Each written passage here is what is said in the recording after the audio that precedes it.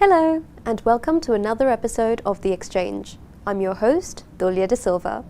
I'm here with the Secretary General of the Bay of Bengal Initiative for Multi-Sectoral Technical and Economic Cooperation, Ambassador Indra Mani Pandey. Hello, Ambassador. Thank you so much for meeting with us.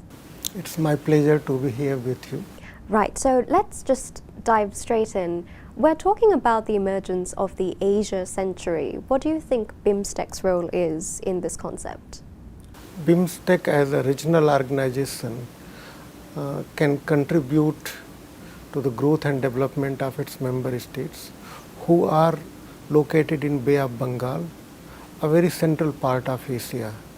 So Asia, if we look at its different parts of Asia, West Asia, then South Asia, Southeast Asia and East Asia and beyond. So South Asia and Southeast Asia are very centrally located in Asia, and BIMSTEC brings these two regions together as a bridge between the two, because some of our members are from South Asia and some are from Southeast Asia. So BIMSTEC has an important role to play. When we speak about the Asian century, we have to also speak about possible threats to the Asian century. I believe that the World Economic Forum, that was also a point of contention there. What is your take? Is the Asian century actually under threat? In my own view, that's misplaced perception. It's already an Asian century, because if you look at the five big economic powers of the world, three of them are already located in Asia: China, India and Japan. And then we also have some other very important economic players like Indonesia, South Korea, Australia. So with so many countries which are growing together, the center of growth and development in the world is already in Asia, and it is going to expand in future. So in my own view, 21st century is already Asia's century, and there should be no doubt about that. How do you see Sri Lanka playing a role in this Asian century, and if you go more specific, within BIMSTEC? Well, Sri Lanka has been an important player. It's a very important player in the Indian Ocean region, and historically it has played a very important part in, if we see the development of Asian civilization. So it has an important role to play, and within BIMSTEC, Sri Lanka as a founding member has been playing very important role, and it's my belief that in future also it will continue to play a very important role. While we talk about the role of key economic players in Asia, every member of Asia has a contribution to make in Asia's growth and development. So in that sense, Sri Lanka will also make its big contribution in growth and development of South Asia region, Southeast Asia region and beyond that. So I see Sri Lanka's key role in this context. If we talk sector-wise, Ambassador, which sectors do you think Sri Lanka has a pivotal role to play? Sri Lanka certainly has a very important role to play in maritime connectivity and maritime cooperation. For example, it can play a very important role in maritime tourism, maritime transport. It can play a very important role in blue economy, and also since it's part of that civilizational heritage in BIMSTEC, it can play a very important role in cultural exchanges, in tourism which is based on culture and religious tradition. Sri Lanka will be very important part, for example, of our Buddhist circuits or circuits which will promote Hinduism linkages. Similarly, it has very high level of human resource, so it will play in the human resource development important role. So I think in all the sectors, every member state of BIMSTEC has an important role to play. the way BIMSTEC is structured, it gives opportunity for all the member states to contribute to development in all the sectors and to benefit also from development in those sectors. When we're speaking of benefiting from development and we're talking about interconnectivity and all of that, there has been some accusation almost that Sri Lanka is on the diplomatic back foot when it comes to these regional corporations or be it bilateral trade agreements. We did catch some flack for not being present at BRICS or at the recent Shanghai Cooperation Summit. So what's your take? Does Sri Lanka have to be more proactive when it comes to these things? I can only talk about role of Sri Lanka in context of BIMSTEC, and I can assure you and your audience that in BIMSTEC, Sri Lanka has been playing very important role. It has been proactive in playing its role, and it has taken leadership role in very important sectors like science, technology and innovation, health and human resource development. So in that context, it has already played a very important role, and this role is going to expand in future. That is heartening to hear. If we go to a more wide-angle view for a minute, so we speak about de-dollarization that is gaining traction among, say, India recently expanded its rupee trade facilities. BRICS is talking about it. South Africa is very interested.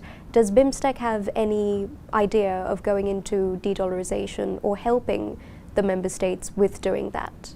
In context of BIMSTEC, we are looking at some aspects of cooperation among our member states in finance sector. So we are in the process of creating an expert group which will enable member states to exchange views on fiscal and monetary policies and to learn from one another's experience. There have also been proposals to look at the possibility of connecting the digital payment systems of our member states. And there have been also thoughts about whether we can look at opportunities for BIMSTEC member states settling their trade in the local currencies. In all these matters, these proposals are under consideration of the member states, and we'll see in what direction the regional cooperation goes in future. That's all at this stage I can say. Sure, thank you so much. I do also have another question. Our BIMSTEC member countries are going through quite a turbulent period. Sri Lanka went through massive economic and political upheaval. Nepal is going through the same thing. Almost every country in BIMSTEC is in treacherous waters almost at the moment. And there is some contention that these are external parties trying to exert their influence and topple democratically elected governments. How do you see maybe BIMSTEC's role in strengthening the geopolitical climate in a case where such accusations exist? And what's your take on this? I would like to just say that in spite of the political changes that you mentioned in our member states, they have remained committed to regional cooperation through BIMSTEC. Second aspect I would like to comment on that regional cooperation in whatever form it takes, it contributes to member states' growth and development, their prosperity, and then it also contributes to stability within member states. So BIMSTEC will contribute to what we call growth, development and prosperity of our member states, and also together to regional stability, regional peace and prosperity. So that is the goal of BIMSTEC, and all our member states are committed to that goal. Ambassador, you mentioned ports earlier. Sri Lanka is very interested in becoming a transshipment hub in Central Asia and maybe for the world. What's your take on this? How can Sri Lanka expand its influence, and how can we be more of a central player when it comes to the Indian Ocean region? So BIMSTEC has always accorded a very high priority to connectivity, which has multiple dimensions. So there is maritime connectivity, there is surface connectivity, land connectivity, and then also air connectivity. From Sri Lanka's perspective, maritime connectivity is very important, and we have made progress in maritime connectivity. At the 6th BIMSTEC Summit, which was held in April this year in Bangkok, our member states signed agreement on maritime transport cooperation. Once it is ratified by all the member states, then it will contribute to enhancing shipping links between our member states, cooperation among the ports, simplification of the procedures at the ports for entry of the goods and services and people, and also it will enable ports to work together to help one another in capacity building or in other aspects of port development. Recently, India hosted the second edition of Ports Conclave in Visakhapatnam, and the port development authorities of all the member states were invited, and there was extensive discussion on how ports within BIMSTEC region can work together to facilitate more maritime transport, whether it's goods and services or of people, and also how to enhance the shipping links. And so Sri Lanka being a maritime power, a maritime country, certainly it has a very important role to play in every aspect of maritime cooperation. So whether it's maritime connectivity, or we are looking at blue economy, or we are looking at maritime security dimension, or we are looking at dealing with the disasters emanating from maritime domain. In every aspect of maritime cooperation, Sri Lanka will play the leading role, because it is a maritime power, and it will benefit from that cooperation too. Right, and how far along are we on these plans? When can we see them being ratified? Do we have a timeline? It depends on the member states, but out of 7, one member state has fully ratified it, other is taking it through the process of ratification in the parliament, and then Secretariat is working very closely with all the other member states to make sure that the ratification process is completed soon.